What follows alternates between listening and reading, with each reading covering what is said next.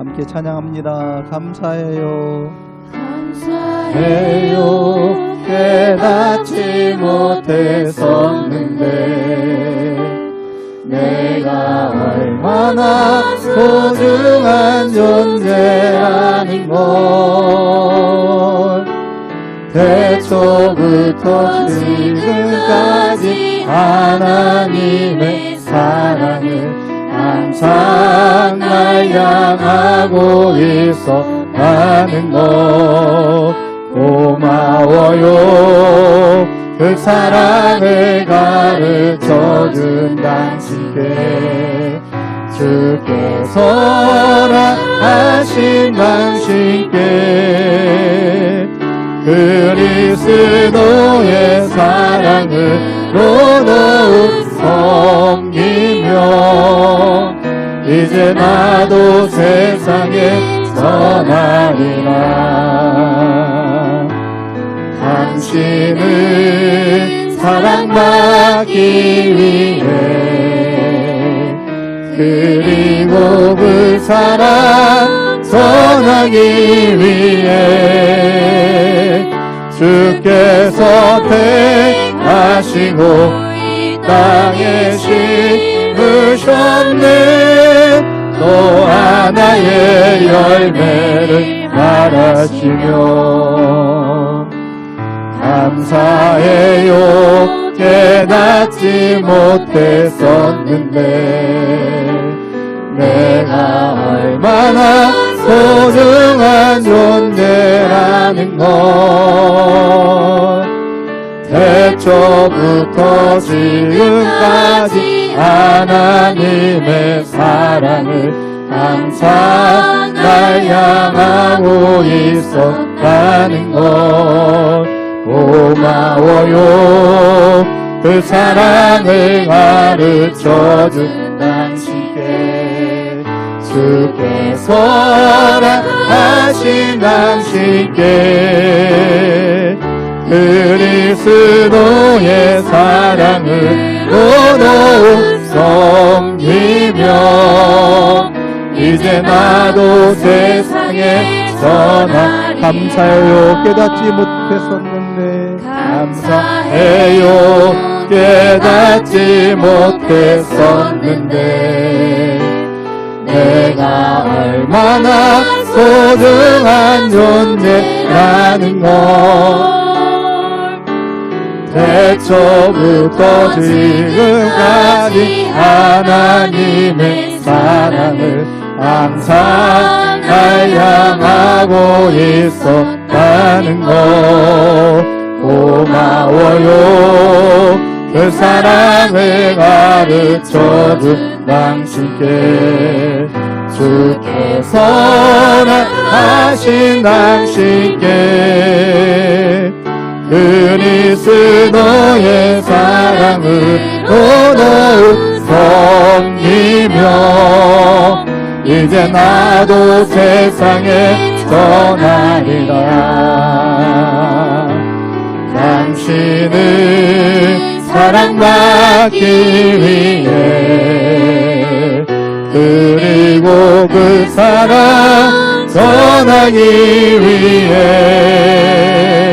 주께서 택하시고 이 땅에 심으셨네. 또 하나의 열매를 내가 매일 해야 하는 말 내가 매일 해야 하는 말 주님 감사합니다.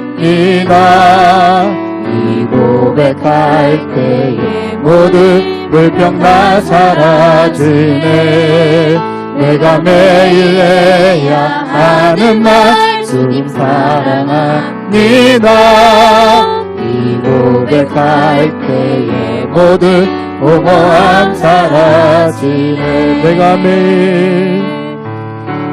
매일 해야 하는 말 주님 감사합니다. 이 고백할 때에 모든 불평 다 사라지네.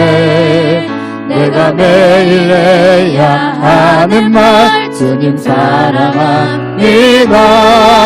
이 고백할 때에 모든 공허함 사라지네.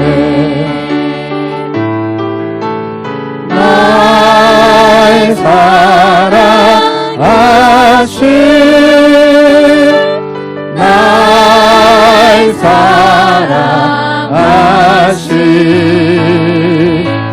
날 사랑하신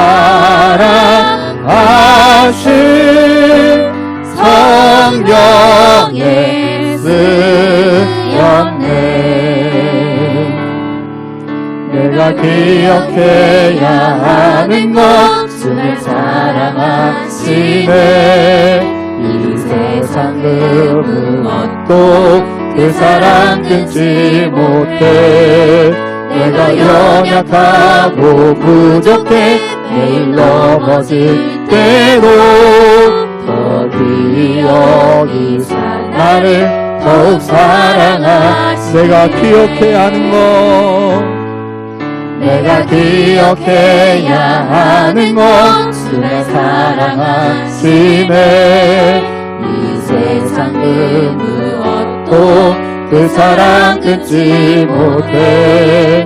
내가 연약하고 부족해 매일 넘어질 때도 더 귀히 여기사 나를 더욱 사랑하시네. 날 사랑하신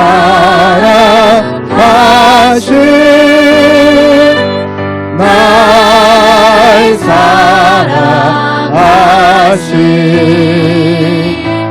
날 사랑하신 성경에 쓰였네. 내가 매일 해야 하는 말 주님 감사합니다. 이 고백할 때에 모든 불평 다 사라지네. 내가 매일 해야 하는 말 주님 사랑합니다. 이 고백할 때에 모든 공허함 사라. 내가 기억해야 하는 말, 내가 기억해야 하는 것 주를 사랑하시네.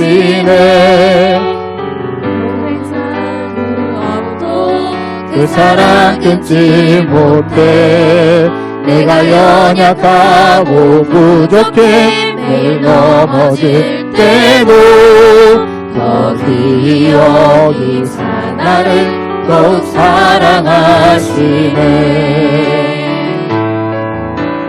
날 사랑하신 날 사랑하신 날 사랑하신 성령의 주 안에 우린 하나, 주 안에 우리 하나. 모습은 달라도 예수님 한 분만 바라네.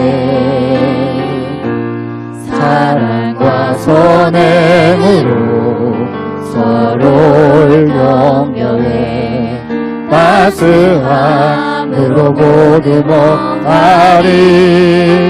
주님 우리 안에 함께 하시니 영제자매의 기쁨과 슬픔 느끼네. 내 안에 있는 주님 모습 보네.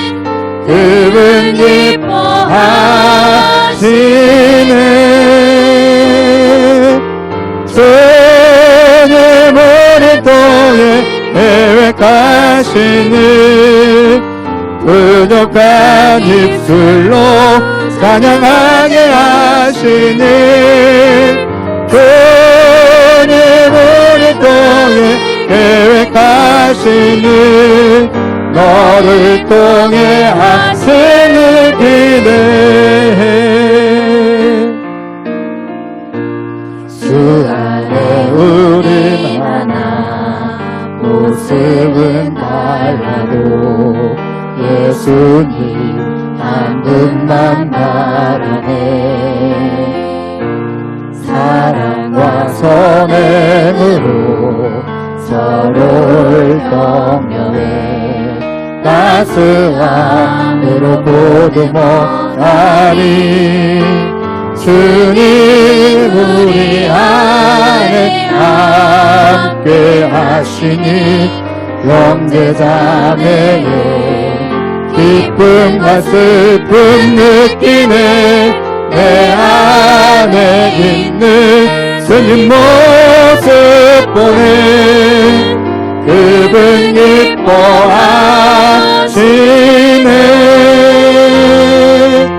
주님 오늘 통해 계획하시는 부족한 입술로 찬양하게 하시는 주님 오늘 통해 계획하시는 너를 통해 하시는 기대 나의 남은 생에 나의 남은 생에는 복음의 편지 되어 살리라 나의 남은 생에는 섬김의 양유 되어 살리라 나의 남은 생에는 주님의 기쁨 되어 살리라 나의 남은 생에는 사랑의 샘을 내어 살리라 일년을 살지 한 날을 살지 모를 나의 남은 생에 주님이 주신 사랑 주님이 주신 은혜 빛을 갚으며 살리라 나의 남은 생에는 은혜의 통로 되어 살리라 나의 남은 생에는 축복의 통로 되어 살리라 나의 남은 생에는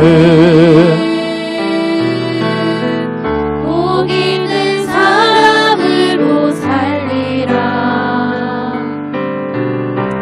나의 남은 생에는 순백의 영혼으로 살리라 나의 남은 생에는 맡은 일 충성하며 살리라 나의 남은 생에는 행복한 전도자로 살리라 1년을 살지 한 날을 살지 모를 나의 남은 생에 범사에 감사하며 쉼없이 기도하며 주님 뜻대로 살리라. 나의 남은 생애는 정직한 예배자로 살리라. 나의 남은 생애는 하늘에 속한 자로 살리라. 나의 남은 생애는 복음의 편지 되어 살리라. 나의 남은 생애는 섬김의 향유 되어 살리라. 나의 남은 생애는 주님의 기쁨 되어 살리라. 나의 남은 생애는 사랑의 샘물 되어 살리라. 1년을 살지 한 달을 살지 모를 나의 남은 생애 주님이 주신 사랑 주님이 주신 은혜 빛을 갚으며 살리라. 나의 남은 생애는 은혜의 통로 되어 살리라. 나의 남은 생애는 축복의 통로 되어 살리라. 나의 남은 생애는 복 있는 사람으로 살리라. 나의 남은 생애는 순백의 영혼으로 살리라. 나의 남은 생애는 맡은 일 충성하며 살리라. 나의 남은 생애는 행복한 전도자로 살리라. 1년을 살지 한 달을 살지 모를 나의 남은 생애 범사에 감사하며 쉼없이 기도하며 주님 뜻대로 살리라. 나의 남은 생애는 정직한 예배자로 살리라. 나의 남은 생애는 하늘에 속한 자로 살리라. 나의 안에 거하라. 나의 안에 거하라. 나는 내 하나님이니 모든 환난 가운데 너를 지키는 자라. 두려워하지 말라. 내가 널 도와주리니 놀라지 말라. 내 손 잡아주리라. 내가 너를 기명하여 불렀나니 너는 내 것이라.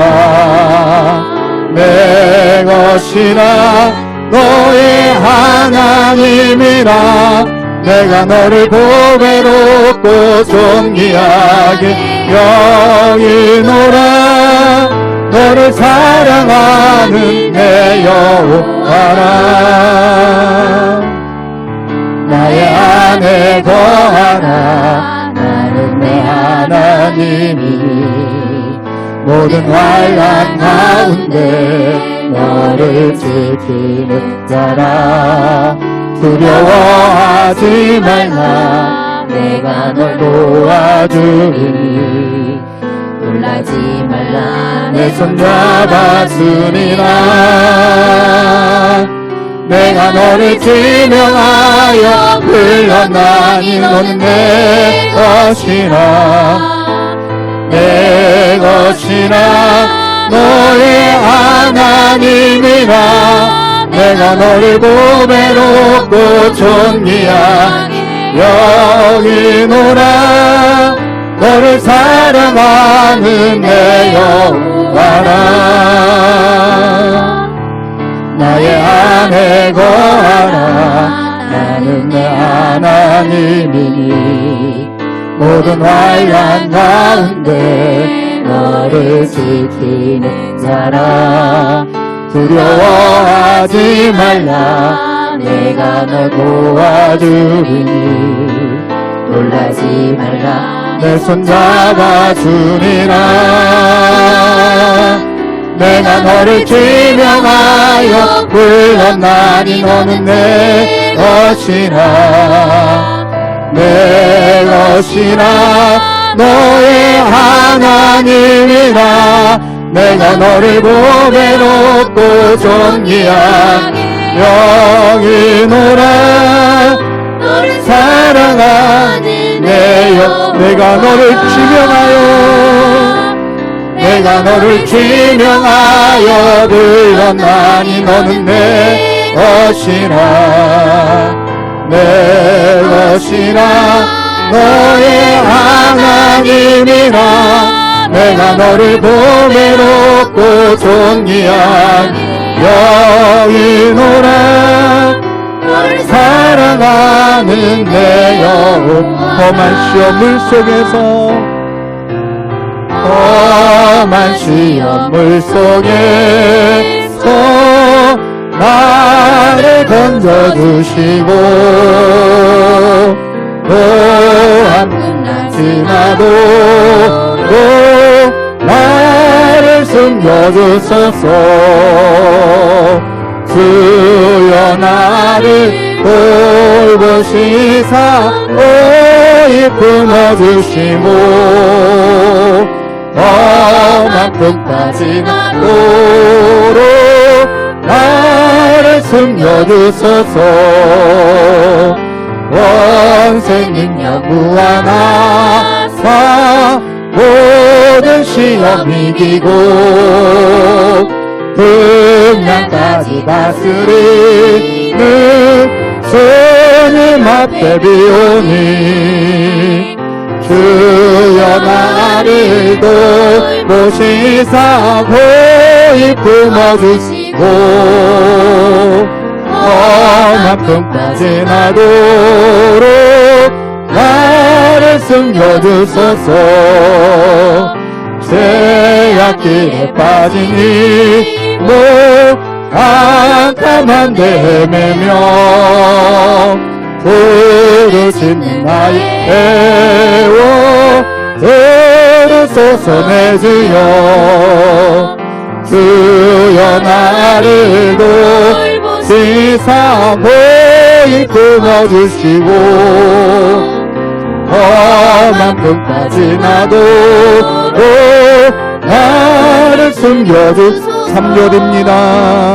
죄악길에 빠지니 뭐 깜깜한 데 헤매며 부르짖는 나의 애워 들으소서 내 주여.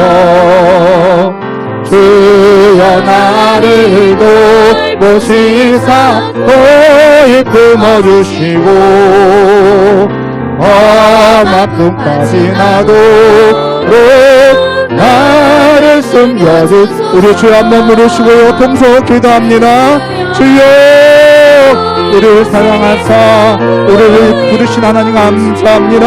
이 시간 하나님 앞에 모여 예배하며 하나님을 찬양하오니 우리 가운데 임재하여 주시며 우리를 다스려 주시옵소서. 우리에게 임하여 주시옵소서.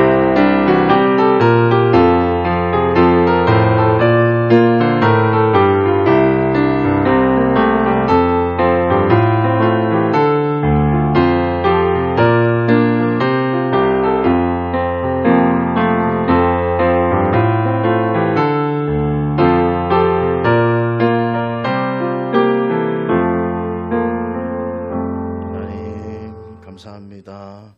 우리 오늘 예배를 위해서 김순태 권사님께서 기도해 주시겠습니다.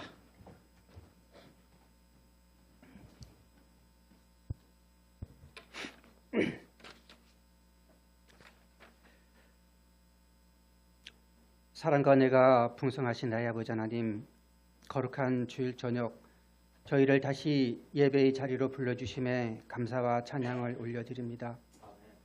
사랑의 주님, 이 시간 마음과 정성을 다하여 예배하오니 저희 예배를 기쁘게 받아주시옵소서. 주일 예배를 통해 주신 은혜를 잊지 않게 하시고 저녁 예배를 통해서 다시 한번 우리의 마음을 주님 앞에 정결히 세워주시옵소서. 주님, 지난 시간을 돌아볼 때 주님 말씀대로 살지 못하고 내 생각과 내 뜻대로 살았음을 고백합니다. 주님 불쌍히 여겨주시고 예수 그리스도의 십자가의 보혈로 깨끗이 사하여 주시옵소서. 사랑의 주님, 한 주간의 삶을 주님께 맡깁니다. 가정과 일터, 학업과 사업 가운데 주님의 지혜와 보호하심을 더하여 주시고 시험과 유혹 가운데서도 믿음으로 승리하게 하옵소서.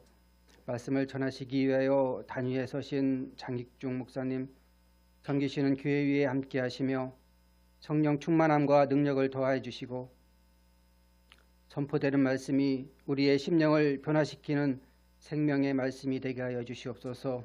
오늘 또 인도하시는 주님을 찬양하며 예수 그리스도의 이름으로 기도합니다. 아멘.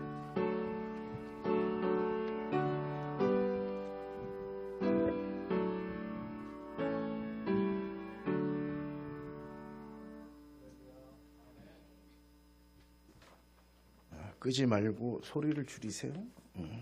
끄면 이렇게 자꾸 실수하니까. 예. 할렐루야. 예. 하나님의 은혜가 함께 하시길 바랍니다. 예. 광고 시간입니다. 오늘 저녁 예배에 우리 장익중 목사님 오셔서 말씀 전해 주시는데 우리 또 부여의 특징을 살리지 말고 서울에서 오셨으니까 할렐루야. 네, 이렇게 은혜 많이 받으시길 바랍니다. 목사님 먼 길 오셨어요. 사실은 오늘도 일이 많으신데 오셔서 가시고 또 가시면 11시 반 12시 될 것 같아요. 기도 안전할 수 있도록 기도해 주시고 은혜 받으시기 바랍니다. 전도대 참고 바라고요. 초복맞이 마을 삼계탕 나눔 행사 7월 11일 토요일 오후 12시 마을회관에서 있습니다. 한 분이 한 명 섬기기에 참여해 주시고요. 같이 해주시기 바랍니다.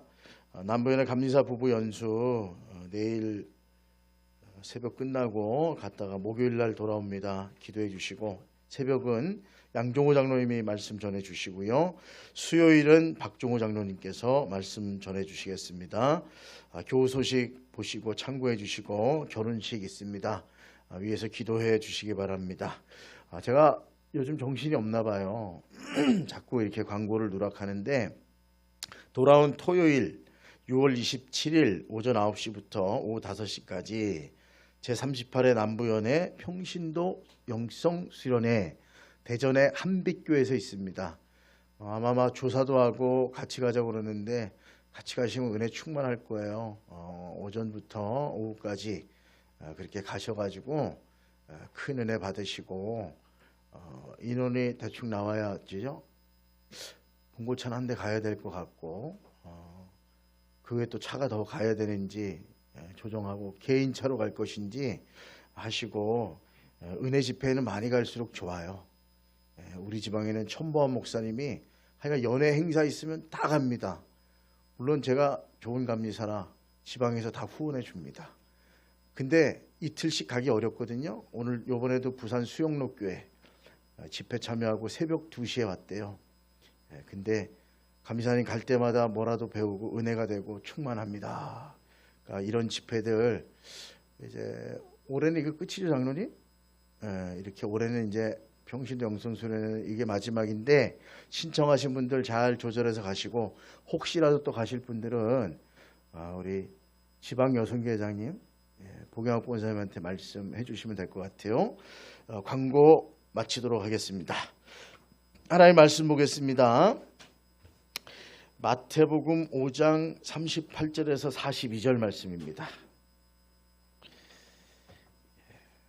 마태복음 5장 38절에서 42절까지 말씀. 교도하도록 하겠습니다. 5장 38절부터 42절 말씀. 교도합니다. 또 눈은 눈으로 이는 이로 갚으라 하였다는 것을 너희가 들었으나 나는 너희에게 이르노니 악한 자를 대적하지 말라. 누구든지 네 오른편을 씻거든 왼편도 또 너를 고발하며 속옷을 가지고자 하는 자에게 겉옷까지도 가지게 하며 또 누구든지 너로 옥시고 우리를 가게 하거든 그 사람과 심리를 행하고 함께 읽습니다. 네게 구하는 자에게 주며 네게 꾸고자 하는 자에게 거절하지 말라. 아멘. 우리 내 삶을 바꾸는 능력의 선포문 선포하도록 하겠습니다. 나는 예수님을 믿고 거듭난 하나님의 자녀입니다. 하나님은 오늘도 나에게 필요한 지혜를 주시고 나를 언제 어디서나 보호해 주실 것입니다. 예수님 안에 있는 나에게 불가능한 일은 없습니다. 예수님 안에 있는 나는 항상 강하고 담대합니다. 예수님은 나의 구원자요 나의 치유자이십니다. 오늘도 성령님께서 행하실 놀라운 일들을 기대합니다. 나는 성령으로 충만한 사람입니다. 나는 다른 사람을 칭찬하고 축복하는 사람입니다. 나는 세상의 온갖 죄악을 멀리하고 선한 영향력을 나타내는 천국의 외교관입니다. 나는 십자가에 달려 죽으시고 부활하신 예수 그리스도를 전하는 전도자입니다. 오늘도 나와 함께 하시고 나를 통해 역사하실 하나님을 찬양합니다. 아멘. 할렐루야. 우리 장익중 목사님 오셔서 말씀 선포해 주신데 우리가 복받은 줄로 믿습니다. 목사님 초등학교 때까지 다니시고 또 중학교 또 고등학교는 대전에서 다니셨죠? 이렇게 공부하시고 했는데 우리 고향 교회예요. 저번에 뵙고 늘 말씀 들었는데 저번에 얼굴을 처음 뵙고 목사님 오십시오.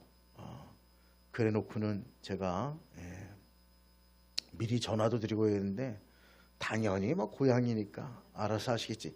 제가 이렇게 예의가 없어졌어요. 그래서 너무 죄송하고 목사님 먼 길 오셨는데 겉옷으로 덮어주시는 예수님 말씀 선포해 주실 때 하나하나 하나님의 음성으로 듣고 귀한 결단하시고 복받는 시간 되시길 주님의 이름으로 축원드립니다.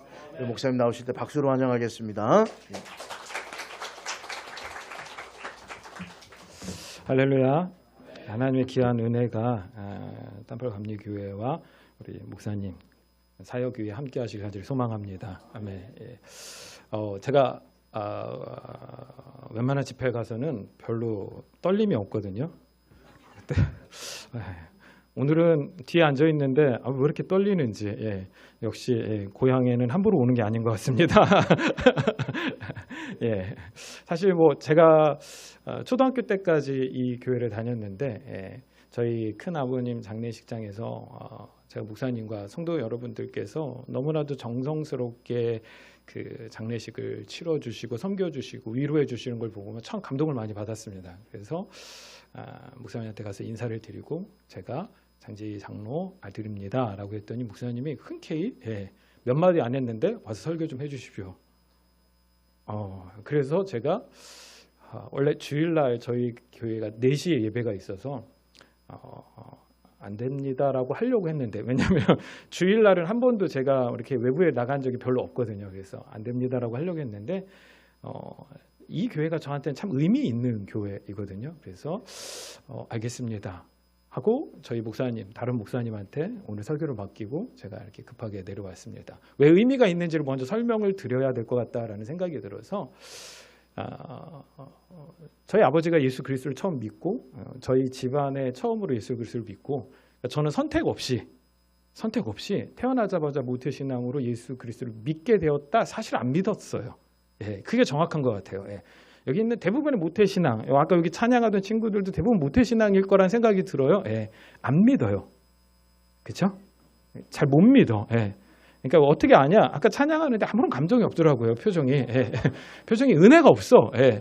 죄송해요. 제가 좀 함부로 얘기하는 것 같지만 그냥 함부로 얘기할게요. 예. 저도 그랬었으니까. 예. 특별히 저는 되게 논리적인 사람 중에 하나였어요. 어렸을 때부터. 그래서 여기서 배웠던 기억이 나요. 모세가 홍해를 갈랐다. 자, 이곳은요. 천혜의 자연 조건을 가지고 있는 동네예요.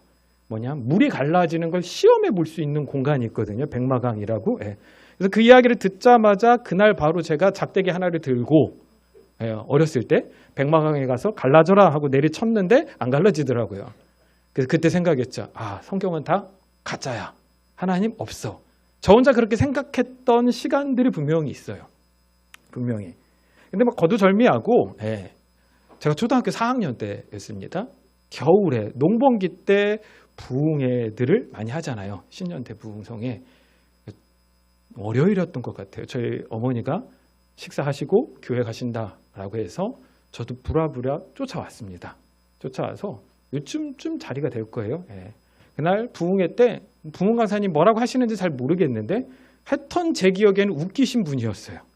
그래서 막 웃고 어렸을 때인지 뭔지 모르겠는데 그 뭐 표정이나 말투나 이런 것 때문에 같이 막 웃고 다 끝났는데 저희 부모님이 동네 어르신들을 모셔다 드리고 올 테니까 너는 여기 남아 있어라. 그리고 저를 버려두셨어요. 그리고 그 당시엔 여기 난로 하나가 있었거든요. 가운데. 예. 근데 목사님이 난로를 끄고 목사님도 들어가셨어요. 불도 꺼졌어요. 저 혼자 그 추운 겨울에 본당에 남겨진 거예요. 이거 어떡하지? 예, 뭘 하지? 그러다가 가만 생각해 보니까 지금 제가 찾아보니까 지금은 어떻게 됐는지 모르겠지만 제가 그 다음에 어떻게 됐는지 예전에는 요 밑에 지하에 기도실이 있었거든요. 예, 기도실. 아, 기도실이 있지. 거긴 좀 따뜻하지. 그 생각이 들어서 제가 기도실로 내려갔어요. 기도실로 내려가서 문을 여는 그 순간 제가 그때 처음 지옥이 있다라는 걸 경험했어요. 그게 무슨 얘기냐면 그날 은혜를 받으신 분들이 집을 안 가고 그 지하 기도실에서 쫙 하면서 기도하는데 예수를 믿지 않던 제 눈에는 아, 저게 지옥 사람들이구나 라고 느껴질 정도로 순간 무서웠어요. 그래서 이걸 들어가야 돼, 말아야 돼. 그 초등학생의 마음으로 고민하던 차에 제가 다른 건 잘 모르겠는데 너무 추운 그 상황에서 어렸을 때 들었던 말이 떠올랐어요. 지옥은 불구덩이다. 얼어 죽느니 불구덩이 옆에 있는 게 낫겠다. 그게 좀 따뜻하겠다라는 생각이 들어서 들어갔죠. 들어가서 가만 봤더니 지옥 사람들이 아니라 저희 교회 성도님들이더라고요. 그래서 권사님들, 집사님들, 동네 형님들. 제 기억에는 오늘 찬양 인도를 하셨던 박정호 장로님도 계셨던 것 같은 느낌이 드는데, 근데 여러분 예전에는 지금이에요. 뭐 우리가 자매님들 화장할 때 방수 마스카라라고 해가지고 물에 들어가도 안 번지고 하잖아요. 근데 예전에는 동네 어르신들이 화장을 할 일이 별로 없어요. 그러니까 제 기억에는 농번기 때 그냥 겨울철 되면 이제 조금 이제 하얘지시기 시작하니까 교회에서 부흥회를 한다니까 그때 이렇게 화장들을 하고 오셨던 것 같은데 예전 마스카라는 수분만 있어도 번지는데 그날 은혜를 받고 남아서 기도하시는데 여러분들 얼마나 눈물로 기도하셨겠어요. 그러니까 제가 멀리서 이렇게 딱 지켜봤는데 어때요? 검은 물이 흐르는 거야. 그럼 무섭죠. 어린아이 입장에서. 그리고 제 기억이 맞다면 그때 여기에 지하에서 십자가 불이 특이했던 것 같아요. 파란색 불이었던 것 같아요. 여러분 생각해 보세요. 파란색 불이 얼굴에 비치는데 검은 눈물이 막 흐르고 갑자기 막 방언하면서 쫙 소리 지르는 걸 보면서 제가 너무나도 무섭고 두려웠어요. 하지만 너무 추웠기 때문에 어쩔 수 없다. 이건 나의 선택이 아니다라고 해가지고 제가 구석진 곳에 들어갔어요. 구석진 곳에. 그래서 오른쪽 맨 구석진 곳에 쭈그리고 앉아서 다른 찬송가는 잘 모르지만 그 당시 제가 가장 좋아했던 찬송가가 예수 나를 위하여 십자가를 칠 때, 이 찬송가였거든요. 그 찬송가를 펴놓고 혼자 그걸 부르고 있었어요. 근데 놀라운 일이 벌어졌어요. 그 가사 하나하나가 제 가슴에 와서 박히기 시작했어요. 네. 논리로 설명이 안 돼요. 나는 예수를 나의 구주로 생각한 적이 없어요. 나는 예수를 나의 구세주라고 받아들인 적이 없어요. 그리고 성경에 있는 그 많은 것들이 다 기적의 이야기인데 그건 지금 우리가 살고 있는 그 시대 그 삶과는 맞지 않는 그냥 꾸며낸 이야기처럼만 느껴졌다고요. 그냥 재수없게 예수 믿는 집에 태어나서 그냥 나는 불쌍하게 끌려다니는 인생이구나라고 생각하면서, 하지만 어쩔 수 없지, 이 집에서 먹고 살고 살려면 그냥 교회를 가는 수밖에 없지라고 생각해서 그냥 교회를 다니는 것밖에 없었어요. 제가 정확하게 예수를 믿지 않았던 것 같아요, 분명히. 근데 그날 거부할 수 없는 하나님의 은혜가 닫힌 제 마음의 문을 깨고 들어오셔서 내 안에 들어와 왕이 되셨어요. 네. 제 기억으로는 그날 제가 눈물 콧물을 다 흘리고 막 몸부림치면서 하나님 앞에 회개했던 것 같아요. 회개. 한참 시간이 흘렀어요. 한참. 그래서 제가 분명히 왼쪽 구석에 있었거든요. 근데 한참 지난 다음에 눈을 떠보니까 제가 오른쪽 구석까지 이동했더라고요. 어떻게 이동했는지 몰라요. 무릎을 꿇은 채로 이동해서 제가 뭘 하고 있었냐면 오른쪽 벽에다가 이렇게 머리를 박고 있었어요. 그리고 저희 부모님도 오셨고 불이 다 켜져 있었고 그때까지 지옥 체험하시던 분들도 안 가시고 저를 이상한 눈으로 다 바라보고 계셨어요. 근데 그날 저는 예수 그리스도를 분명히 만났고 그 예수님이 지금껏 저의 삶의 구주가 되셔서 그분이 나의 구원자 되신다라는 것을 단 한 번도 의심해 보지 않고 이 길을 걸어가고 있는 것 같습니다. 그런 장소이기 때문에 제가 안 올 수가 없었어요. 네.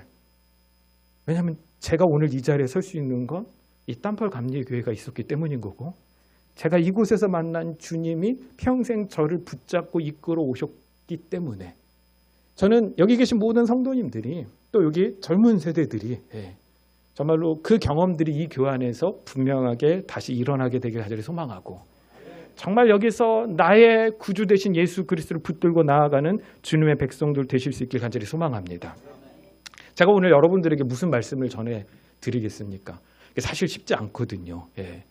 여러분, 예수님도 고향에 가서 쉽지 않았는데 제가 뭐라고 고향에 와서 말씀을 잘 전하겠습니까? 사실 저한테 가장 힘든 게 언제냐면요, 저는 어디 가서 설교를 해라, 뭐 몇백 명이든 몇천 명이든 별로 두려워하지 않습니다. 근데 제가 가장 두려워하는 게 명절 때 설교하는 거거든요. 명절 때 왜 힘드냐면요, 제가 어렸을 때 자라난 그 모든 추악한 행동들과 저의 그 철없던 그 모든 모습들을 기억하시는 분들이 다 살아계시거든요. 살아계세요. 특별히 제가 저희 집안에서 가장 막내예요. 저희 학렬에서 가장 막내예요. 그러니까 제 위로 다 형님들, 누님들이 지켜보고 있는 그 상황에서 제가 어떻게 설교합니까? 제가 처음 저희 집안에서 설교를 할 때 제가 많은 마음의 다짐을 하며 그래도 내가 목회자니까 설교를 해야지라는 마음을 가지고 왔었는데, 딱 명절 아침이 됐는데 저를 무너뜨리는 한마디가 있었어요. 그게 뭐냐면, 저희 큰어머님이, 저는 설교를 하려고 딱 준비했는데 큰어머님이 뭐라 했냐면, 야, 다 모여봐라, 익중이가 말씀한단다. 그 순간 저는 목사가 아니라 설교자가 아니라 그냥 그 집안에 코 올리기 버르장머리 없던 말썽꾸러기 익중이가 돼버린 거야. 그렇죠? 그 다음부터는요, 제가 무슨 설교를 했는지 기억도 안 나요. 기억도 안 나. 하지만 그럼에도 불구하고 제가 이 자리에 선 건 하나님께서 저에게 주신 은혜가, 이 교회에서 제가 받았던 그 놀라운 은혜가 너무나도 크기 때문에, 여기 계신 분들에게, 또 그 시절 이 땀펄교회가 뜨겁게 부르짖던 그 시절을 잘 모르시는 분들이 혹시 계시다면, 다시 한번 그 불이 저에게서 여러분들에게 옮겨져 가는 그런 놀라운 일들이 있기를 간절히 소망합니다. 오늘 말씀 볼까요? 38절 부분 이렇게 나옵니다. 또 눈은 눈으로, 이는 이로 갚으라 했다는 것을 너희가 들었으나 나는 너희에게 이르노니 악한 자를 대적하지 말라. 누구든지 내 오른편 뺨을 치거든 왼편도 돌려대며라고 예수님께서 말씀하셨어요. 이 마태복음 5장은 예수님의 산상수훈이에요. 많이 들어보셨죠? 예수님의 산상수훈. 자, 한번 생각해 보십시오. 예수님의 산상수훈이라는 건 예수님의 첫 대중설교예요. 그러니까 예수님께서 사람들을 모아놓고 첫 설교를 하신 것이 산상수훈이에요. 자, 예수님께서 이 땅 가운데 왜 오셨어요? 예수님께서 이 땅 가운데 오신 건 저와 여러분들의 죄의 값을 짊어지시고 십자가에 달려 죽으셔서 우리의 모든 죄를 용서해 주시기 위해서 이 땅 가운데 오신 거예요. 아멘? 그렇죠? 저와 여러분들은 원래 뭘로 지음받았어요? 하늘의 사람으로 지음받았어요. 아담과 하와가. 그렇잖아요?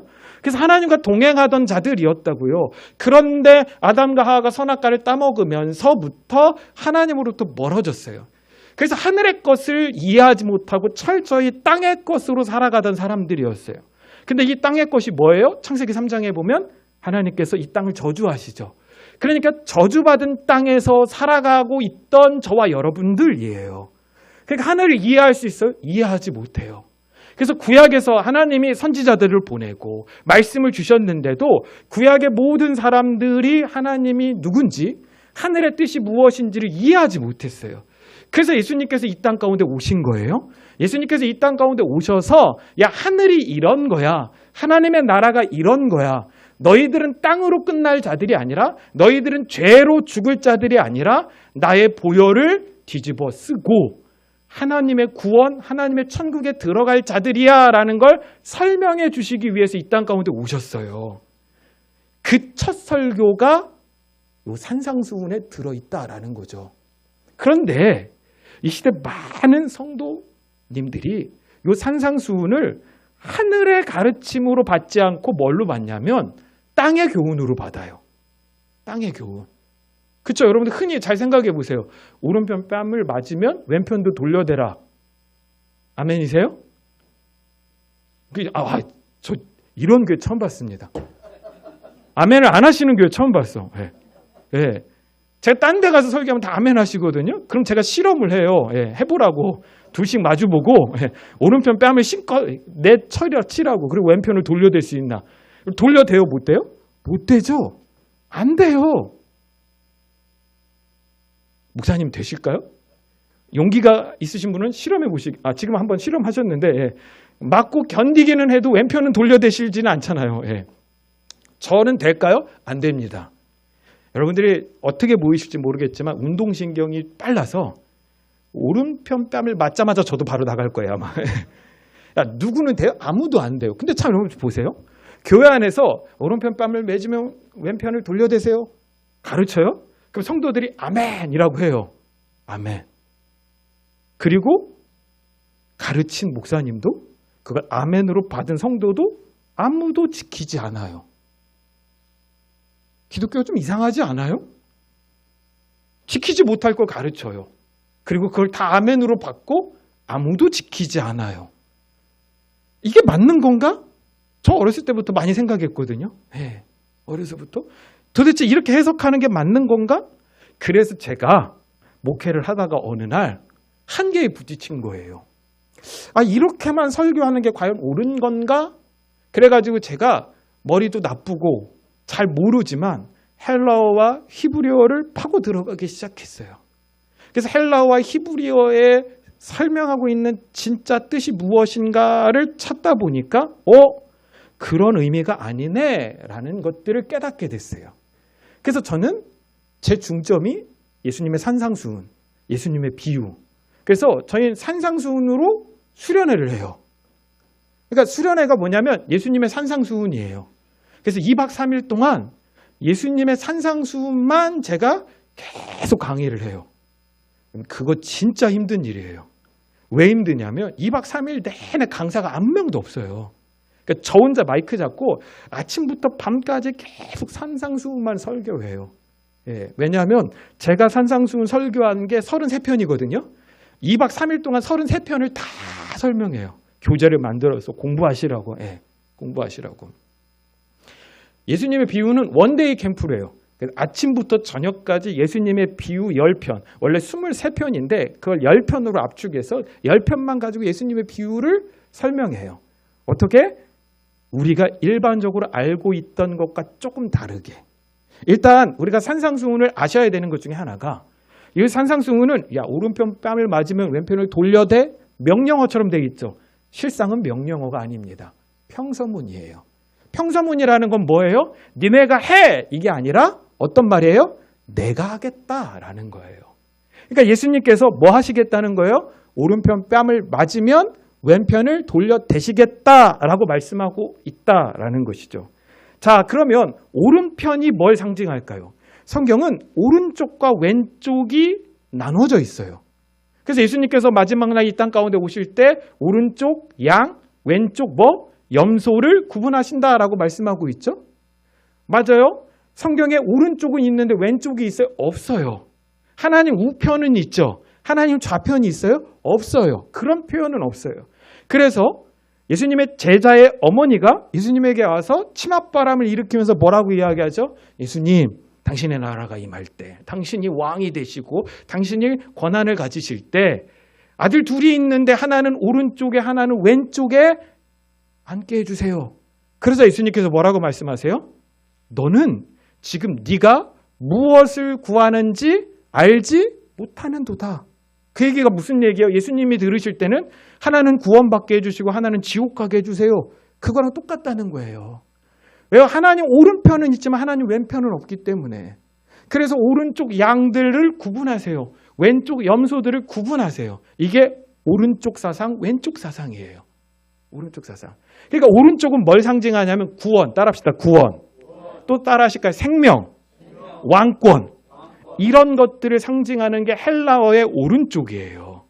그러니까 여러분들이 내 오른편 뺨을 때릴 겁니다. 이 얘기는 무슨 얘기예요? 당신들이 내 생명을 빼앗을 것입니다. 예수님 말씀하시는 거예요. 당신들이 나의 왕권을 빼앗을 것입니다. 당신들이 나를 책찍질할 것입니다. 그 얘기를 하는 거예요. 그때 예수님께서 뭐라고 말씀하세요? 나는 그러면 왼편을 돌려드리겠습니다. 근데 애석하게도 성경에 왼편이라는 헬라어 단어가 없어요. 오른편이라는 헬라어는 있어요. 왼편이라는 표현이 오늘 본문에 등장하지 않아요. 뭐라고 등장하냐면 한번 따라 하실까요? 알로스. 이게 뭐냐? 다른이에요. 다른. 나는 오른편 뺨을 맞고 다른 것으로 돌려주겠습니다. 라는 표현이에요. 그러면 예수님이 생명을 빼앗기고 다른 곳으로 돌려주셨대요. 그게 뭘까요? 저와 여러분들에게 영원한 생명을 허락해 주신 줄로 믿습니다. 이렇게 읽고 보니까 교훈의 말씀으로 받아들이는 게 아니네. 이게 깨달아진 거예요, 제가. 성경이 그리스도인이 이 땅 가운데서 정말 교훈에 합당한 사람, 윤리 도덕적으로 완전한 사람으로 살아가라라고 말씀하고 있는 것이 아닌가 보다라는 눈이 떠지기 시작한 거예요. 자, 그럼 그 다음도 봐야 될 거 아니에요? 자, 그 다음이 뭐라고 나와 있냐면 40절 볼까요? 또 너를 고발하여 속옷을 가지고자 하는 자에게 겉옷까지도 가지게 하며. 자, 속옷과 겉옷이 나와요. 속옷과 겉옷. 근데 저는 어렸을 때 이걸 어떻게 읽었냐면 또 누군가가 너에게 겉옷을 달라고 하면 속옷도 내어주라. 그렇죠? 저 어렸을 때 그렇게 읽었거든요. 그럼 한번 잘 생각해 보세요. 누가 겉옷을 달라고 했어. 그럼 겉옷만 벗어줘야 되는 거 아니에요? 근데 속옷까지 벗어주면 그건 변태 아닌가요? 죄송해요. 주일 저녁에 이런 표현 드려서. 아니 겉옷을 달라고 했는데 왜 속옷까지 벗어다? 그 사람이 누가 속옷을 원했냐고. 근데 다시 보니까 이게 또 더 웃겨요. 누가 나한테 와서 속옷을 달라고 했대. 이것 자체가 일단 변태스럽죠? 근데 겉옷까지도 주래. 야, 이게 참 이걸 어떻게 해석해야지? 근데 이걸 또 가르치면요. 성도들이 또 다 아멘이라고 해요. 그럼 누가 속옷을 내주고 겉옷을 내줄 수 있냐? 돼요? 안 돼요? 안 되죠. 안 돼. 그럼 우린 생각해 봐야 돼요. 하나님이 우리가 할 수 없는 것을 요구하시는 분인가? 저는 그렇게 생각하지 않거든요. 하나님 우리를 지으셨잖아요. 우리가 죄인인 걸 알아서 에덴으로 내쫓으셨잖아요. 그리고 우리가 스스로를 구원하지 못하는 죄인이라는 걸 알고 예수 그리스도 이 땅 가운데 보내주셨잖아요. 근데 그 하나님이 우리에게 우리가 알고 있는 윤리 도덕보다 더 높은 형이상학적 윤리 도덕의 기준을 제시하고 지키라고 하실까? 저는 그렇게 생각되지 않거든요. 이걸 누가 지켜요? 아무도 못 지켜요. 아무도. 그럼 이건 그런 의미가 아닐 거다. 그래서 제가 또 찾아봤습니다. 여기서 사용되어진 이 속옷이라는 단어가 헬라어로 키톤이거든요. 근데 이게 별 의미가 없어요. 그냥 몸 바로 위에 있는 옷이에요. 근데 여러분 잘 생각해 보세요. 여러분들 이 헬라어가 어디서 왔어요? 히브리어 성경에서 번역돼서 왔겠죠. 그래서 이 히브리어 원어 성경을 봐야 돼요. 그러니까 잘 생각하시면 어떤 거냐면 히브리어 구약 성경이 있는데 예수님 오시기 전에 이 히브리어 구약 성경이 헬라어 성경으로 번역이 돼요. 이집트 알렉산드리아에서 70인역이라고 불가타에서 번역이 되거든요. 그 번역된 게 기준이 되는 거야. 그래서 성경에서 헬라어가 이렇게 쓰여졌다면 그것과 구약 성경과 매칭해서 이런 단어구나라는 걸 찾는 거거든요. 그래서 그렇게 찾아보니까 이 키톤이라는 속옷이 히브리어 케토네트라는 단어에서 왔다라는 것을 알게 됐어요. 케토네트. 이렇게 뭐 케토톡과 비슷하죠? 뭐 케네집 이런 거 같죠? 그렇게 외우시면 돼요. 케토네트. 그런데 이 케토네트가 어떤 의미냐면 가리다라는 의미예요. 그렇죠? 우리 몸 바로 위에 덮어서 우리의 부끄러운 걸 가리는 거예요. 그게 케토네트예요. 그러면 중요한 게 있어요. 이 단어가 처음 언제 쓰여졌나를 찾아봐야 돼요. 그래서 찾아봤더니 그게 어디냐? 창세기 3장 21절이에요. 제가 읽어드릴게요. 여호와 하나님이 아담과 그의 아내를 위하여 가죽옷을 지어 입히시니라.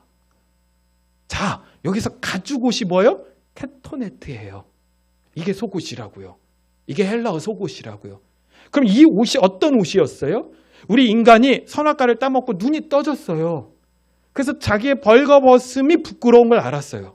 자, 그러면 선악과를 따먹기 전에는 벌거벗은 거를 몰랐었나요? 알았죠. 왜요? 창세기 2장에 보면 선악과 따먹기 전에 벌거벗었으나 부끄럽지 않았다라고 기록하고 있으니까 그들도 자신들이 벌거벗었다는 걸 알았다고요. 그런데 선악과를 따먹고 드디어 그들의 눈이 밝아져서 선악을 구분하기 시작했어요. 선악을. 그래서 자기들 기준으로 야, 요건 선이고 요건 악이야. 그래서 벌거벗은 것이 부끄러운 거고 벌거벗은 것이 악이라고 자기들이 규정한 거야. 그러니까 그게 규정된 그 순간부터 자신들의 벌거벗은 부끄러움을 뭐 해야 돼요? 가려야 되겠죠. 그래서 무화과나무 잎으로 이렇게 가렸다고. 근데 잎이 시들어버려. 그래서 하나님께서 뭐 하신 거예요? 가죽옷을 지어서 입히신 거예요. 가죽옷을. 그러니까 인류 최초의 살생은 누가 하신 거예요? 하나님이. 가죽옷이 그냥 생겨요? 동물을 잡아서 가죽을 벗겨야 되잖아요. 그래서 우리의 부끄러움을 가렸다고요. 그게 뭘 상징해요? 우리의 죄, 우리의 허물, 우리의 부끄러움을 가리는 건 피를 흘려야만 한다. 거기서부터 보혈이 시작되는 거예요. 아니 물론 이미 하나님은 그렇게 작정하셨지만 그걸 우리 가운데 보여주신 거예요. 자, 그렇게 속옷이 유래가 된 거예요. 속옷은 어떤 옷이라고요? 죄의 실체를 가려주는 것. 그게 속옷이에요. 자, 그러면 이 단어가 또 언제 쓰이냐면 출애굽기 39장에 가면 27절에 이렇게 나와요. 그들이 또 직조한 가는 대로 아론과 그의 아들들을 위하여 속옷을 짓고. 자, 아론과 그의 아들들을 위하여 뭘 지었다고요? 속옷을 만들었대. 이게 케토네트예요. 그런데 그것만 나오는 게 아니라 요 출애굽기 39장 41절에 보면 이렇게 나와요. 성소에서 섬기기 위한 정교한 옷, 곧 제사장 직분을 행할 때 입는 제사장 아론의 거룩한 옷과 그의 아들들의 옷이라. 자, 요 출애굽기 39장에는 케토네트 외에 또 다른 옷이 등장하는데 그게 무슨 옷이냐? 정교한 옷이래요. 왜 정교하냐? 성소를 섬기기 위해서 필요한 옷이기 때문에. 그렇죠? 그러니까 뭔가 좀 특이한 옷이 등장하기 시작했어요. 곧 제사 직분을 행할 때 입는 제사장 아론의 거룩한 옷이 등장을 해요. 이게 뭐냐? 한번 따라 하실까요? 이 단어를 외우셨으면 좋겠어. 왜 어렵지 않아. 여러분들이 밤마다 주무실 때 필요한 도구라서 외울 거야. 한번 따라해 봅시다. 베게드. 그쵸? 예. 외워지시죠? 예. 집에 가서 물어보시면 돼요. 가족들한테. 그게 뭐였지? 베게드. 예. 베게. 이게 뭐요? 한번 따라 하실까요? 덮는 것. 덮다라는 개념이 등장하기 시작하네. 덮다. 덮는 것. 그러니까 일반 사람들은 이 속옷, 여러분들 제사장 옷이라고 뭐 검색하거나 시청각 자료에서 옛날에 보실 때 보면 제사장 옷이 안에는 하얀색이고 겉에 파란색을 입죠. 그 하얀색이 케토네트. 속옷이고 그것만 입고 성소에 들어갈 수 있냐? 못 들어가요. 그것만 입고는 하나님의 제사를 섬길 수 없어요. 그래서 제사장은 성전에 들어갈 때 그 속옷 위에 반드시 겉옷을 베개들을 덮고 올라갔었어야 돼요. 들어갔었어야 돼요. 이게 겉옷이더라는 거죠. 이해되시죠? 예, 이해되시죠? 아니 진짜 여러분들 아까 목사님이 그랬잖아요. 충청도 막 이렇게 하지 말라고 했는데 여러분들 제가 충청도 사람인데 뭐 그거 답답해 하겠어요? 저는 그런 거 답답해. 그러니까 목사님은 답답하셨을 수도 있어. 근데 저는 답답해 하지 않아요. 답답해 하지 않아. 그리고 저는 확신하는데 제가 충청도 목회자 치고 가장 말을 빨리 하는 사람 중에 하나거든요. 제가 오늘 천천히 이야기하는 거예요. 그나마. 근데 표정들을 보시니까 못 알아듣는 게 아니라 다 알아듣고 계셔. 그래서 우리는 뭐 아멘 안 해도 되고 고개 끄덕이지 않아도 돼. 그냥 표정으로만 보여주셔도 알아듣는지 못 알아듣는지 충청도 사람끼리 통하는 게 있어. 할렐루야. 이건 아멘 잘하시네 또. 예. 그러니까 보세요, 여러분들. 믿음의 성도들은 우리의 행위를 가리는 부끄러운 속옷도 입고 있어야 되지만 우리가 하나님의 전에 나올 때, 주의 성전에 나올 때 우리의 죄와 우리의 허물을 완전히 덮는 겉옷, 베개들을 입고 있어야 돼요. 그 얘기가 오늘 예수님께서 하시는 거예요. 뭐라고요? 야, 누군가 나에게 속옷을 원하면 예수님, 교훈을 좀 주세요. 그래서 내가 그 교훈 잘 지켜서 하나님 앞에 설 때 부끄러움 없이 서게 좀 해주세요. 그렇게 속옷을 요구한다면. 그쵸? 그러니까 행위, 내가 하나 잘못했어. 그러면 나의 선한 행위 하나를 가지고 상쇄시켜 나간다고 사람들은 생각한다고요. 그렇죠? 근데 거기에 기준이 있어요? 없어요? 없죠.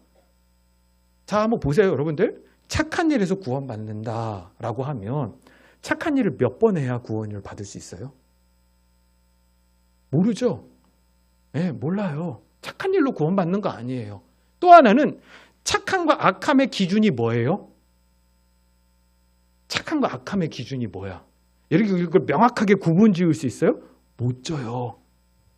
왜요? 착함과 악함의 기준은 누가 만든 거예요? 우리가 만들었어요. 우리가. 선악 갖다 먹고 우리 눈이 밝아져서 선악을 분별하기 시작했다며. 그렇죠? 그때부터 법이 나온 거예요. 그때부터 뭐가 나온 윤리 도덕이 나온 거예요. 그래서 통념상 여기까지는 선한 걸로 하고 통념상 여기부터는 악한 걸로 하자라고 정한 거예요. 근데 이게 절대 기준이에요? 아니죠. 시대에 따라 바뀌어요. 시대에 따라 바뀐다고요. 시대에 따라. 그럼 이건 절대적 기준이 되어질 수 없다라는 거죠. 그리고 더더욱이 선악과를 따먹은 저와 여러분들을 성경이 뭐라고 이야기해요? 죄인이라고 이야기하죠. 그걸 통해서 구원받을 수 있어요? 없어요? 없어요. 우리가 선악을 명확하게 구분짓더라도 그걸 통하여 구원을 받을 수 없어요. 구원은 누굴 통해서 돼요? 예수 그리스도. 그분이 주신 그 생명의 열매를 먹어야만 구원받아요. 그래서 예수님께서 이 땅 가운데 오셨어요. 만일 착한 일에서 구원받을 수 있다면 예수님 이 땅 가운데 오실 필요가 없어요. 그냥 착함의 기준만 계속 강조하시면 돼요. 근데 그렇지 않으셨잖아요. 예수님 이 땅 가운데 오셔서 야, 그걸로는 구원이 안 돼. 율법으로는 구원이 안 돼 라고 이야기를 하시는 거죠. 저는 고고학을 좋아합니다. 그래서 제가 고고학을 좋아하게 된 건 진짜 좀 이렇게 들으시면 여러분들 어떻게 생각할지 모르겠지만 제가 어렸을 때 인디아나 존스 영화를 보고 나도 고고학자가 되고 싶다. 근데 우리나라에 성서 고고학이 없어요. 요즘은 조금 이제 생기기 시작했는데 제가 학교 다닐 때 말이죠. 성서 고고학이 없었어. 그래서 전 성서 고고학을 전공하고 싶었는데 못했거든요.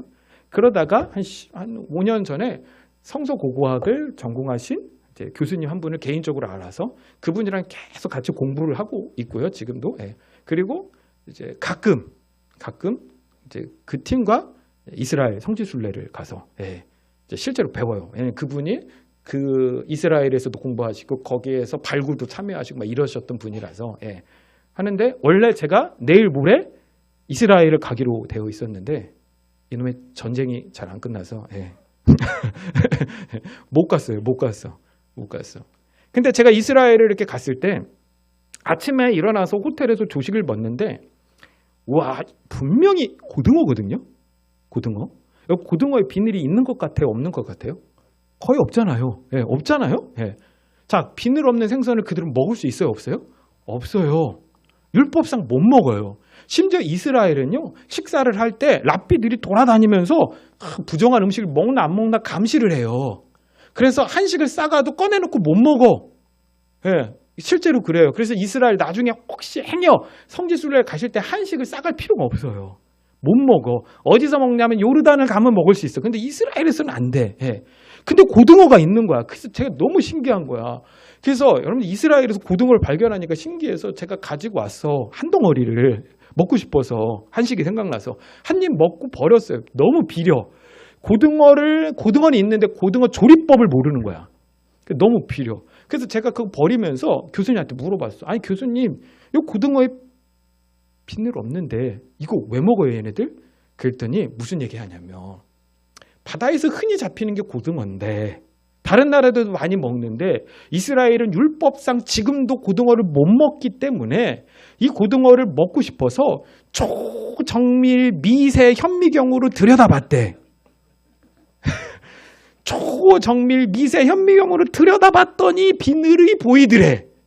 그래서 그때부터 이건 먹어도 된다라고 했대요. 자, 여러분들 율법이라는 게 너무 웃기지 않아요? 어느 때는 지키다가 어느 때는 안 지키는 것이 돼버려요. 또 여러분들 유대인들 중에 어떤 계열이 가장 많냐면 러시아계 유대인이 가장 많아요. 근데 러시아계 유대인들은 돼지고기를 먹어도 돼요.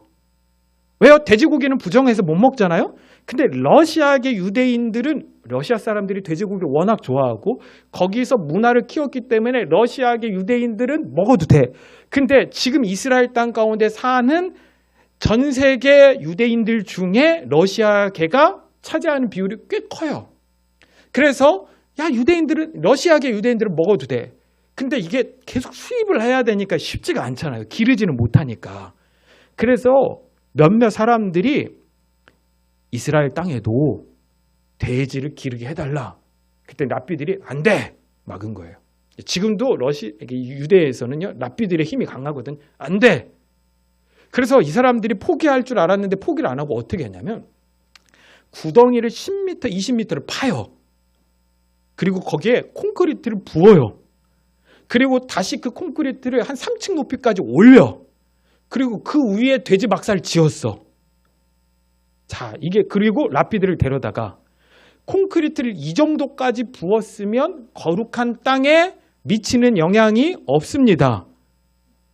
그러니까 돼지를 기르게 해주세요. 그랬더니 랍비들이 그런 것 같네 해서 또 허용을 했다는 거야. 자, 보세요. 코에 걸면 코걸이, 귀에 걸면 귀걸이 아니에요? 율법이라는 것이 되게 철저히 지킨 것 같지만 결국 자기 시대에 자기가 원하는 형태로 끊임없이 지금도 변하고 있어요. 그러니까 그런 기준을 지켰다 안 지켰다 해가지고 하나님이 우리를 구원하고 구원하지 않고 그럼 우리가 그 하나님을 믿을 수 있어요? 없어요? 없어요. 성경도 다르게 쓰여져요. 어떻게 돼요? 동양식 성경, 한국식 성경, 일본식 성경으로 따로 제정이 되어서 한국 사람들은 이런 율법을 지키고 일본 사람들은 이런 율법을 지키고 이렇게 돼야 되잖아요. 근데 그런 표현이 없죠. 선한 사람은 있어요? 없어요? 없어요. 한 사람도 없다. 성경이 선언해요. 오직 예수 그리스도의 십자가의 보혈이 아니면 구원받지 못한다 표현하고 있는 거예요. 그래서 예수님이 말씀하시는 거예요. 많은 사람들이 나에게 와서 율법을 지킬 만한 교훈을 주셔서 그 율법을 잘 지켜서 우리가 우리의 죄를 가릴 수 있는 속옷을 좀 만들어 주세요 라고 요구할 때 예수님은 어떻게 하신다고요? 그 사람들에게 하나님의 성전에 나아갈 수 있는 겉옷까지 입혀서 예배자로 만들어 주시고 하나님의 자녀로 만들어 주시겠다라고 지금 주님이 우리 가운데 설명하고 있는 것입니다. 아멘? 그게 성경의 교훈이에요. 그래서 예수 그리스도 그분이 우리의 유일한 구원자가 되시는 것이죠. 여러분 성경을 읽다 보면 참 이해가 안 되는 게 성경에 보면 유독 어떤 인물이 많이 나와요? 마리아라는 인물이 많이 나오죠. 저희 어머니 조남이 영자 자자시거든요. 제가 귀암에 살 때도 영자 씨가 몇 분 계셨는데 가장 흔한 이름 중에 하나가 영자. 그 시대. 여러분들 예수님 당시에 가장 흔한 여성의 이름이 뭐였을까요? 마리아. 다 아시잖아요. 마리아.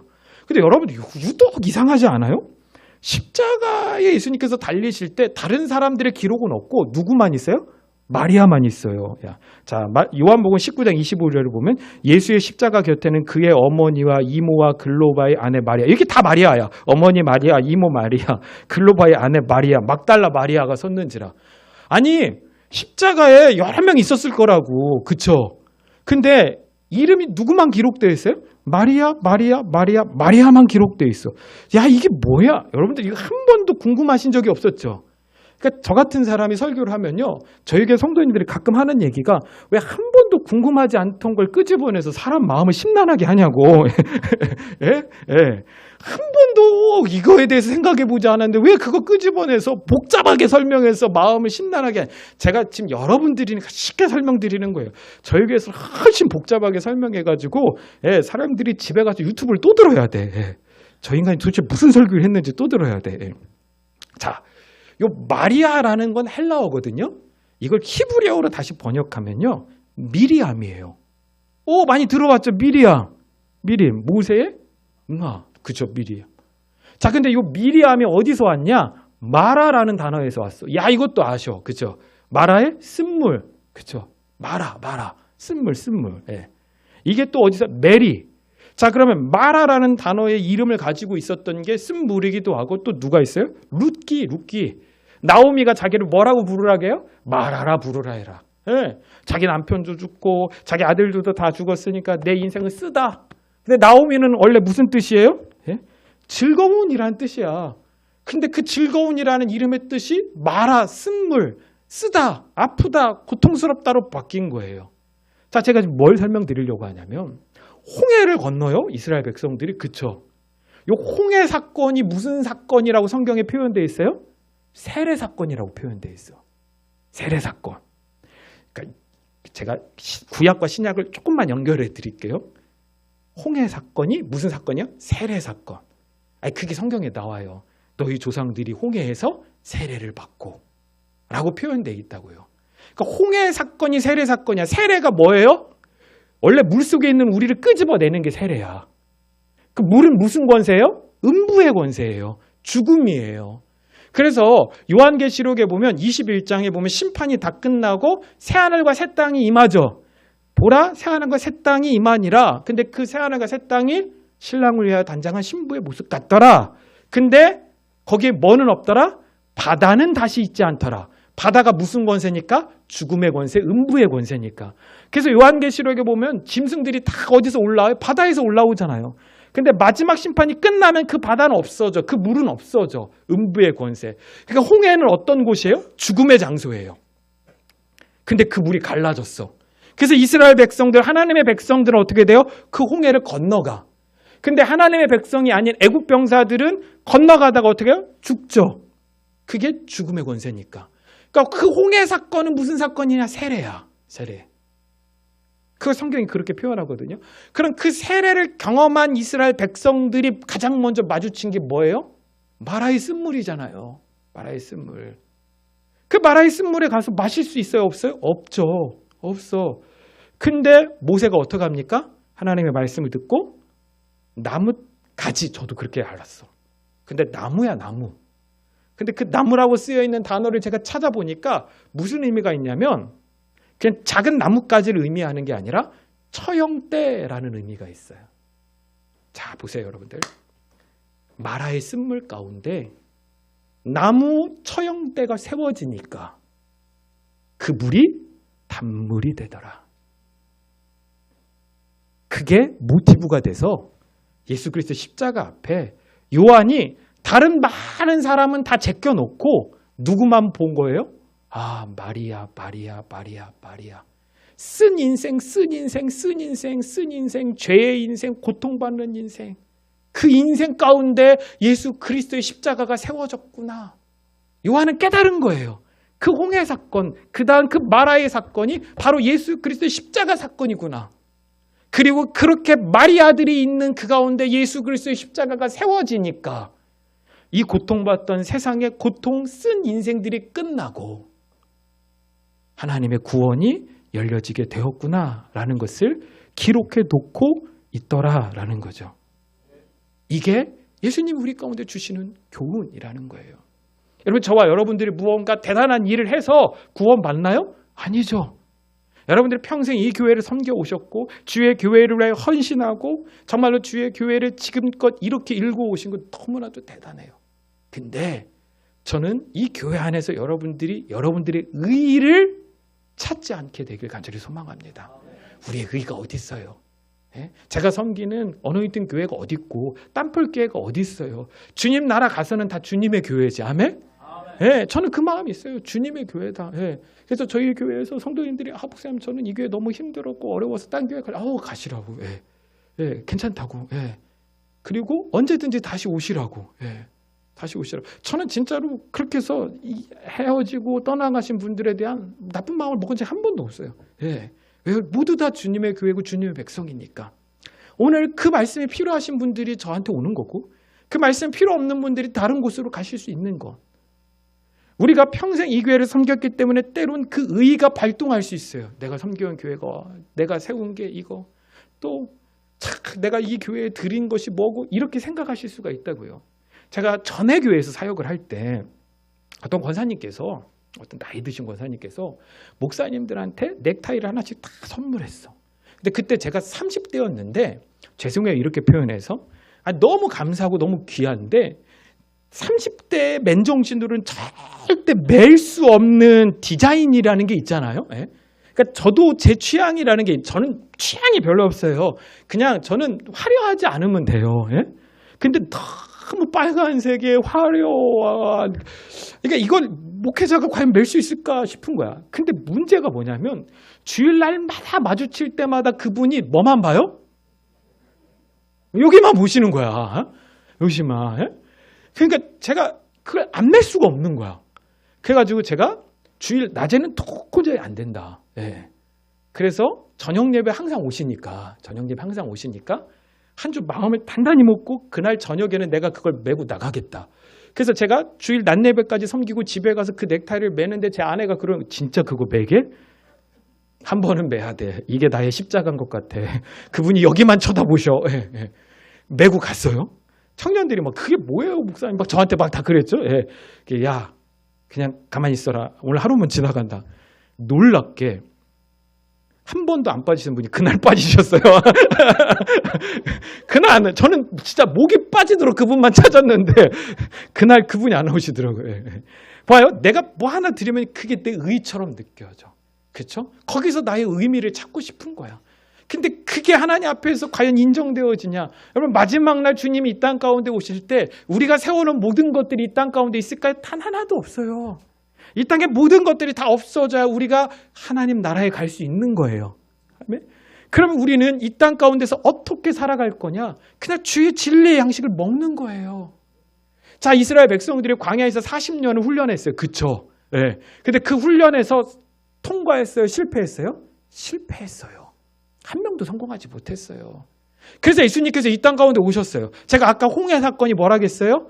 세례라겠죠. 그 다음에 그들이 광야로 나가서 40년을 훈련받았죠. 자, 예수님 사역을 생각해 봅시다. 예수님께서 첫 사역을 뭘로 하셨어요? 요단강에 나아가서 세례 요한에게 세례를 받으시죠. 그 다음에 뭐요? 성령에 이끌려 광야로 나가셔서 40일을 금식하시죠. 근데 성경이 분명히 기록되어 있어요. 시험 받으러. 금식하시다가 어느 날 시험 방하신 게 아니라 시험을 받으러 광야로 나가신 거예요. 받으러. 뭐가 비슷하지 않아요? 홍해에서 세례받고 광야로 나아가서 40년 있었던 거. 요단강에서 세례받고 40일 광야에 있었던 거. 근데 목사님 연수가 다르잖아요. 연수가. 이스라엘 백성은 40년이고 예수님은 고작 40일이잖아요. 자, 그럼 생각해 봅시다. 이스라엘 백성들이 왜 40년을 광야에서 방황했어요? 성경에 명확한 근거가 나와요. 그들이 뭐에 실패하죠? 정탐에 실패했어. 정탐을 며칠 했죠? 40일을 했어요. 성경이 뭐라고 나와요? 그 40일의 하루를 1년으로 계산해서 40년을 너희가 광야에서 헤맬 거야. 그럼 그 1년을 다시 예수님께서 하루로 환산하신 거예요. 40일을 광야에서 금식하셨어요. 이스라엘 백성들이 광야에서 세상의 곡기를 끊고 뭘 먹었어요? 하늘에서 내려오는 만나를 먹었어요. 만나. 그렇죠? 여러분 만나가 무슨 뜻일까요? 만나라는 단어의 의미가 맛있어서 만나. 뭐 지금 우리 만나. 그럼 만나예요? 아니죠. 만나가 무슨 뜻이냐면 이게 뭐야? 그 단어가 뭐냐는 게 아니라 그 단어 자체가 이게 뭐야? 라는 의미예요. 따라합시다. 이게 뭐야? 의심되세요? 찾아보세요. 이게 뭐야예요? 이게 뭐야? 이게 뭐야? 그러니까 그들이 먹었는데 이 땅에 존재하지 않던 거야. 그래서 먹으면서 맨날 한 게 뭐예요? 야, 이게 뭐야? 이게 뭐야? 이러면서 먹어서 만나라니까요.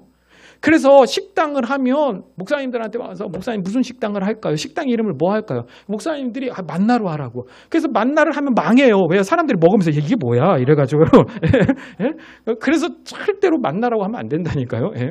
이스라엘 백성들이 40년 광야에서 그걸 먹었는데 그게 뭔지 몰랐다고요. 근데 그게 뭔지 안 사람이 한 명 있었어요. 그게 모세예요. 그래서 모세가 신명기 8장에 가면 뭐라고 이야기해요? 너희를 이 40년 광야의 길을 걷게 하신 것을 기억하라. 이는 너를 낮추고 시험하여 내 말을 듣는지 안 듣는지 시험하려고 하심이라. 너도 알지 못하고 너희 조상들도 알지 못한 이 만나를 너희에게 주어 먹게 하심은 사람이 떡으로만 사는 것이 아니요 여호와 입에서 나오는 모든 말씀으로 사는 줄을 알게 하려 하심이라. 아멘? 그 만나가 뭐라고요? 여호와의 말씀이다라고 처음 설명해 준 게 누구예요? 모세예요, 모세. 자, 이게 예수님의 시험의 장소로 옮겨집니다. 예수님께서 40일 동안 세상의 곡기를 끊으셔요. 그리고 마지막 시험, 돌덩이가 떡덩이가 되게 해서 먹어라. 그때 예수님께서 뭐라고 말씀하세요? 사람이 떡으로만 사는 것이 아니요 여호와 입에서 나오는 모든 말씀으로 사는 거야. 그쵸? 그들은 몰랐어. 그래서 평생 하늘에서 하나님의 말씀이 임했는데 그거 뭐 한 거예요? 먹으면서 야 이게 뭐야 이게 뭐야 이게 뭐야 하면서 먹었는데 예수님은 그게 여호와의 말씀이야. 주의 백성들은 이 땅에서 그 말씀으로 사는 거야. 아멘? 그래서 예수님께서 이 땅 가운데 오셔서 내가 생명의 양식이야. 내가 생명의 떡이야. 나를 먹어야 돼. 내가 너희 안에 거하고 너희가 내 안에 있고 내 말이 너희 안에 거하면 그는 나와 더불어 먹는 거야. 아멘? 아버지께서 나라를 내게 맡기신 것 같이 나도 너희에게 맡기노니 너희가 내 상에서 먹고 마시며 저와 여러분들은 예수님과 함께 먹고 마실 수 있는 주의 자녀된 줄로 믿습니다. 그게 하나님의 은혜라니까요. 예. 그러니까 진리의 말씀을 먹어야 돼요. 근데 그거 안 먹어. 자, 그렇게 사탄을 이기셨어요. 자, 인류 최초로 누가 이기셨어요? 예수님께서.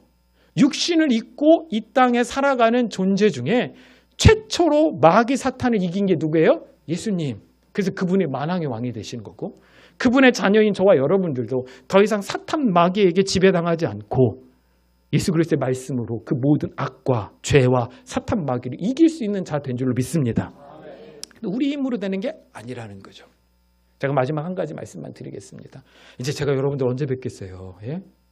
예, 제가 늘 어느 교회를 가든지 하는 이야기가 뭐냐면 우리 천국에서 만나요. 이거 천국에서, 예, 천국에서 참 진짜 여러분들이 살아계실 때, 다 살아계실 때, 그러니까 다들 그대로세요. 예, 다 그대로. 저도 그대로인 것 같아요. 예, 아닌가 보네. 예. 예. 제가 원래 아이라서 말주변이 별로 없고요. 되게 조용한 사람이에요. 내성적인 사람이거든요. 근데 저는 마이크 앞에만 서면 외향이 돼요. 그리고 하루 말할 분량을 설교 시간에 다 말하고 집에 가서는 무건수행을 해요. 무건수행을. 그래서 예, 마이크를 잡았을 때만 되게 신나요. 예, 신나.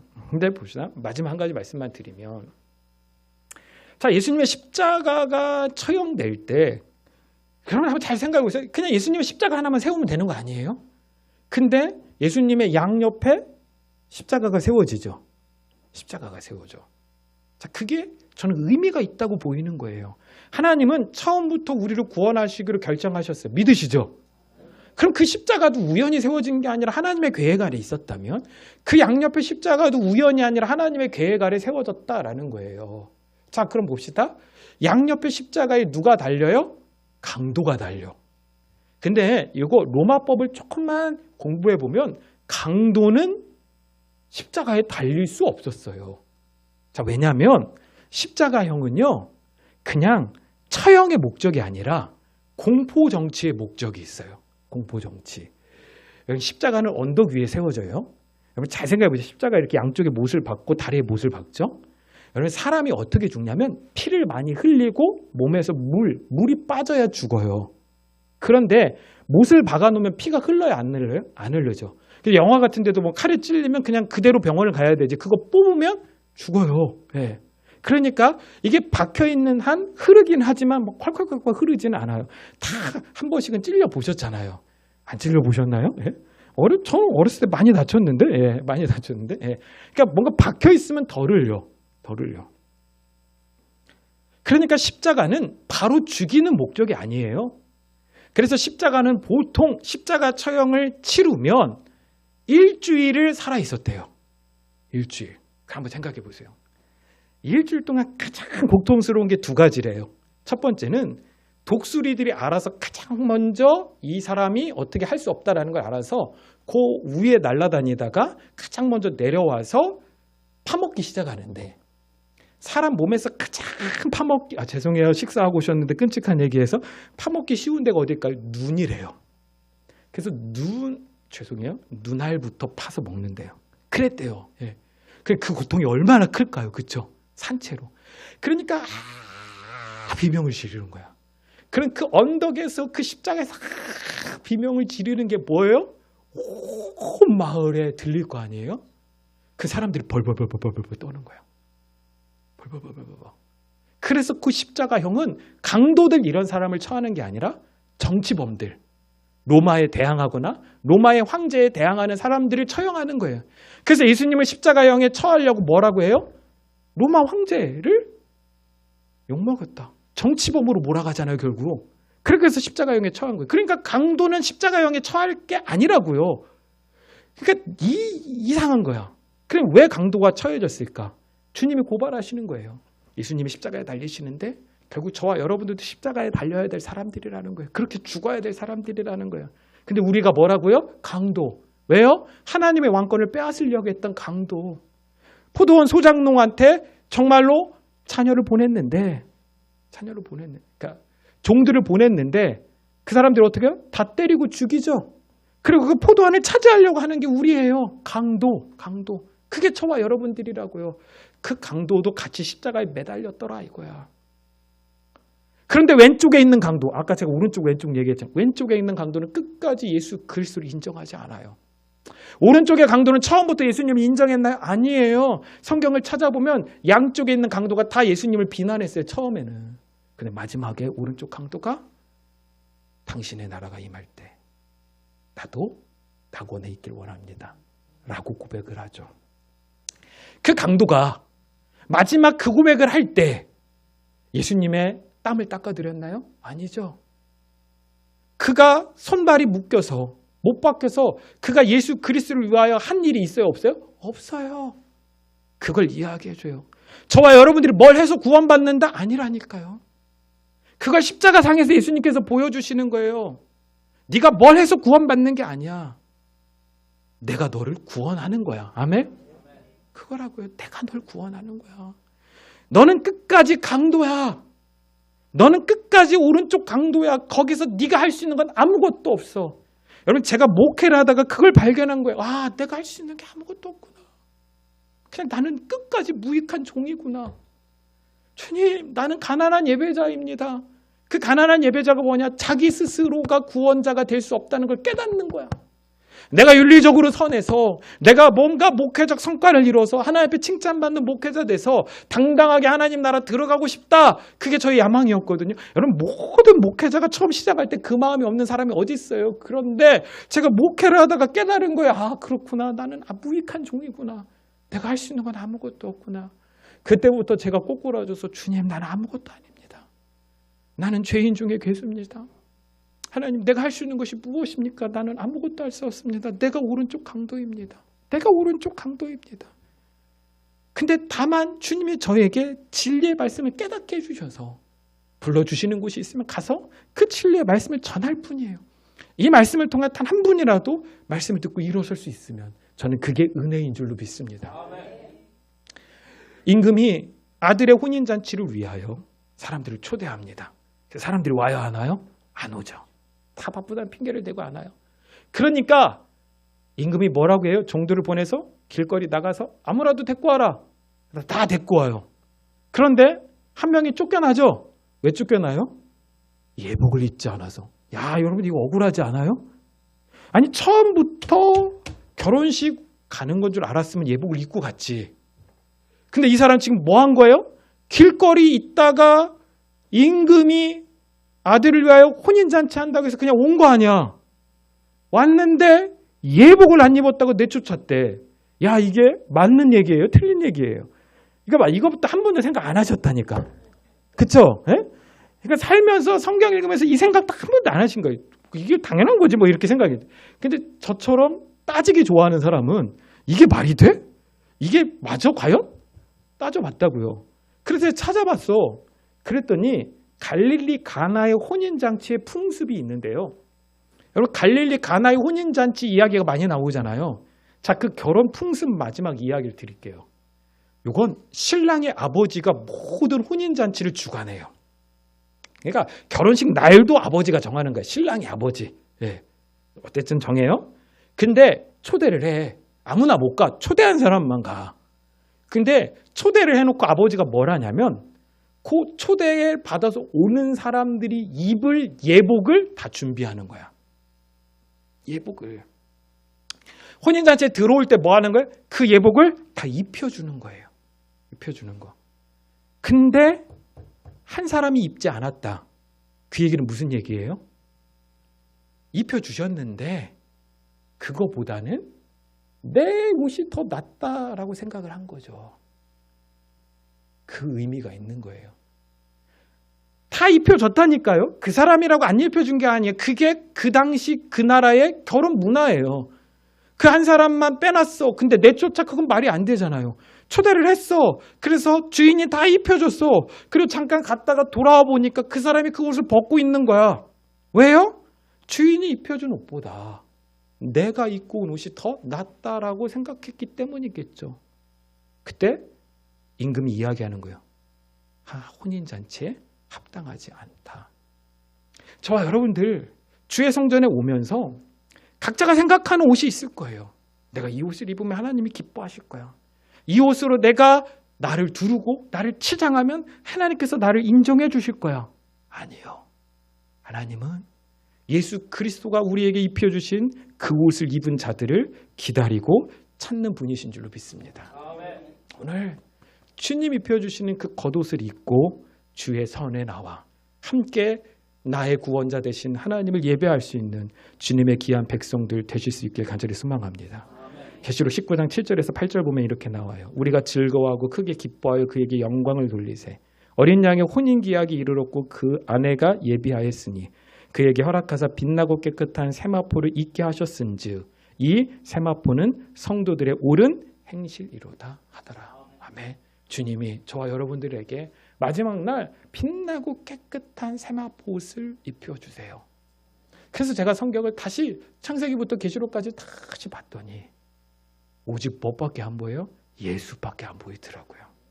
저희 교회가 지금 창세기 강의를 하는데 창세기 맨날 하면서 태초에 하나님이 창조하시다. 그 창조의 의미가 뭐냐? 예수, 예수, 예수, 예수. 그걸 깨닫고 보면 모든 이야기가 다 예수 그리스도에게 집중되어 있어요.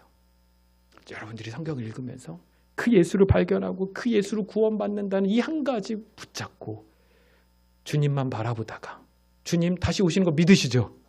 네, 여러분 이게 얼마나 귀해요. 이걸 믿으시는 게. 여러분 서울에 있는 교회들 제가 청년부 수련회 가잖아요. 예수님 다시 오신다? 그랬더니 애들이 처음 들어본대. 죄송해요 이렇게 표현해서 쌍놈의 새끼들. 예? 아니 어떻게 다 모태신앙인데 예수 그리스도가 다시 오신다는 걸 처음 들어본. 그런 애들이 너무 많다니까요. 예? 너무 많아요. 예, 너무 많아. 자, 내 행위로 구원받는다 손 들어봐. 한 절반 이상이 손 들어요. 진화론 믿는 사람 손 들어봐. 80%가 손 들어요. 창조론은 어때? 에이, 그건 성경에 있는 얘기지. 그걸 어떻게 과학적으로 증명해요? 아, 진짜 그런 애들이 지금 교회 안에 남아 있어요. 제가 물어보거든요. 그 정도 반응을 하면 너희는 모태신앙이지? 그럼 네. 너희는 교회를 떠나고 싶은데 부모님 때문에 못 떠나는 거지? 네. 이러거든요. 그러니까 그런 아이들밖에 안 남았어요. 그러니까 그 다음이 전 너무나도 두려워요. 다음 세대들 가운데 예수를 전해주지 않으면 우리는 무엇을 전해줄 수 있을까요? 아무것도 전해줄 수 있는 게 없어요. 저는 이 땀폴교회가 더 대를 이어서 우리 목사님을 통해서 귀한 예수 그리스도의 보혈과 십자가의 복음들이 선포되어져서 다음 세대들이 복음으로 또 일어나고 또 그 세대들에게 복음과 보혈의 겉옷을 입혀주셔서 그들이 이 구원받은 주의 성전에 들어와 함께 예배하고 기뻐하고 주님을 바라는 귀한 믿음의 교회 되실 수 있기를 주님의 이름으로 간절히 축원합니다.